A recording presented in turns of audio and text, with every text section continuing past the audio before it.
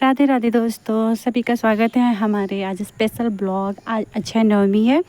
अक्षय नवमी का मतलब आंवले के पेड़ के पास जो हम पूजा करते हैं, आंवले में हम विष्णु भगवान को मान के वहाँ पे पूजा करते हैं और वहीं पे हम प्रसाद बनाते हैं, वहीं पे खाते हैं। लेकिन क्योंकि हमारे पास बहुत बड़ा पेड़ नहीं था, मैं अपने में क्या यूँ ना, तो मेरी मम्मी ने छोटे से आंवले का पेड़ बनाया है। तो हम लोग क्या किए कि प्रसाद को अपने किचन में ही बना के और उसको आंगन में रख के वहीं पे उनकी पूजा करके हम लोग वहाँ पे प्रसाद खाए। तो प्रसाद में होता है कि अगर आप पूजा कर रहे हैं दोनों टाइम के लिए, तो सुबह क्या होता है कच्चा भोजन और शाम को पका हुआ भोजन बनाते हैं। तो हमने एक साथ ही दोनों बना दिया क्योंकि टाइम बहुत हो गया था। तो मैंने दाल चावल सब्जी पूरी सेवई सभी मैंने प्रसाद में बना दिया, वो इकट्ठे ही।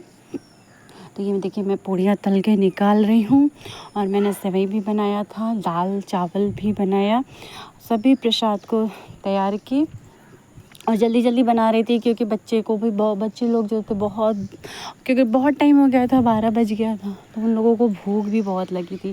तो मैंने क्या किया कि सोची कि बस जल्दी से बना लूँ, बच्चों को देना है प्रसाद।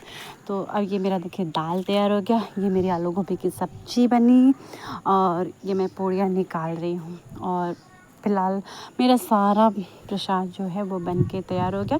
सलाद मैंने वैसे काट लिया था, वो भगवान को तो चढ़ाया नहीं जाता, वैसे मैंने काट लिया था। फिर मैं आ गई यहाँ पे पूजा करने के लिए। ये मेरे मायके का घर है, आप सबको पता ही होगा।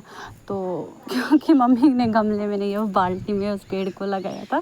तो क्या हुआ, हम कहते हैं ना कि जहाँ पे मानो वहीं पे भगवान होते हैं। तो मैंने इनकी ही पूजा यहीं पे कर ली। ये आंगन में मेरी मम्मी तुलसी का पेड़ लगाई है जिनकी वो पूजा करती है।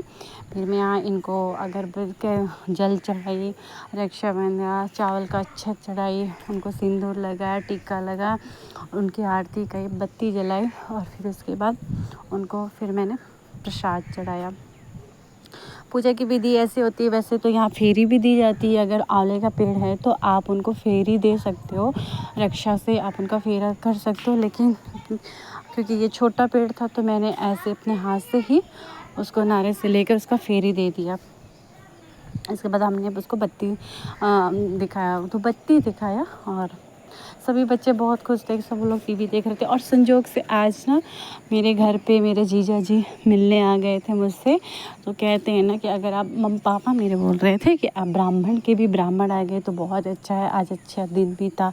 तो जीजा भी आ गए थे, तो उनको बहुत खुशी है कि चलो आज कहते हैं दान देना चाहिए, आप जितना दान दोगे उतना ही अच्छा होगा।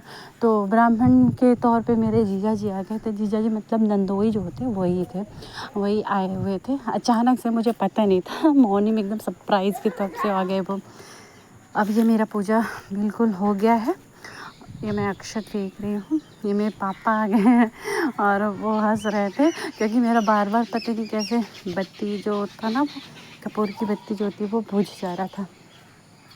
यही है मेरी नंदोई और यही सब लोग आंगन में बैठ के खाना खा रहे हैं।